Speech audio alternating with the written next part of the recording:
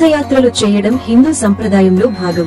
ఆధ్యాత్మికవేత్తలు అతి పెద్ద యాత్రగా, అత్యంత సాహసయాత్రగా భావించే మానస సరోవర కైలాసయాత్ర అతి త్వరలో ప్రారంభం కానున్న నేపథ్యంలో అసలు ఈ యాత్ర ఎలా చేయాలి, యాత్రలో ఎలాంటి జాగ్రత్తలు తీసుకోవాలి, పాటించాల్సిన నియమాలేమిటో తెలుసుకుందాం.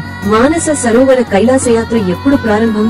కరోనా సమయంలో ఆగిపోయిన ఈ కైలాస మానస సరోవర యాత్ర దాదాపు 5 సంవత్సరాల తర్వాత తిరిగి జూన్ 30, 2025 నుంచి ప్రారంభం కానుంది. ఆగస్టు 2025 వరకు కొనసాగనున్న ఈ యాత్రలో భారీ సంఖ్యలో భక్తులు పాల్గొంటారు. ఈ నేపథ్యంలో ఈ యాత్ర విశేషాలు తెలుసుకుందాం. ఆధ్యాత్మిక సాహసయాత్ర హిందువులు అతి పవిత్రంగా భావించే మానస సరోవర కైలాసయాత్ర అతిపెద్ద ఆధ్యాత్మిక యాత్ర.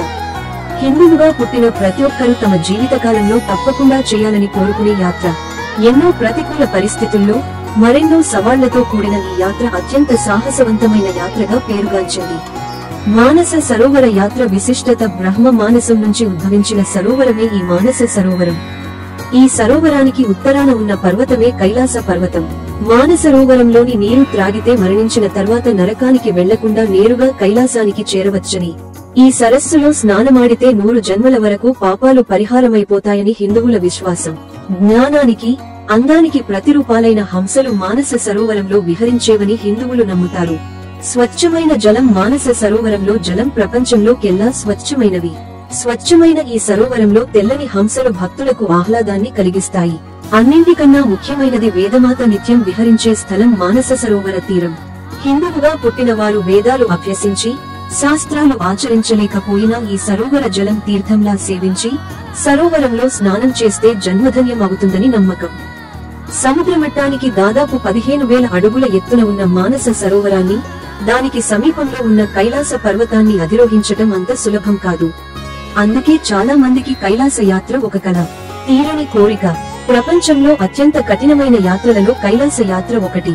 1000 అడుగుల నుంచి జారిపడే జలపాతాలు, పెట్టని కోటల్లా ఎటువైపు చూసినా కనిపించే పర్వతాలు, అడుగు జారితే ఎముకలు కూడా దొరకవనే భయం కలిగించే లోయలు, ఇవన్నీ కైలాస యాత్రలో భాగాలు. సాధారణంగా ఈ ప్రాంతంలోకి యాత్రికులను బౌద్ధ పూర్ణిమ నుంచి దీపావళి వరకు అనుమతిస్తారు. ఎప్పుడెలా మారుతుందో తెలియని వాతావరణ పరిస్థితులు ఈ యాత్రను సంక్లిష్టం చేస్తాయి. ఉన్నట్టుండి ఎండ, భయంకరమైన వర్షం, అంతలోనే మైనస్కి చేరుకునే ఉష్ణోగ్రతలు ఈ యాత్రలో ప్రత్యేకం. మానస సరోవర ప్రాంతంలో తెల్లవారుజాము 2:30 నుంచి 4:30 వరకు ఆకాశంలో ఒక విచిత్రమైన కాంతి కనిపిస్తుంది. తేజశ్శరీరులైన దేవతలు స్నానం చేయటానికి ఆ సరోవరానికి వస్తారనేది భక్తుల నమ్మకం. ఈ కాంతి పూజాన్ని చూడటానికి భక్తులు ఆసక్తి చూపిస్తుంటారు. మహా సాహస యాత్ర కైలాస యాత్ర.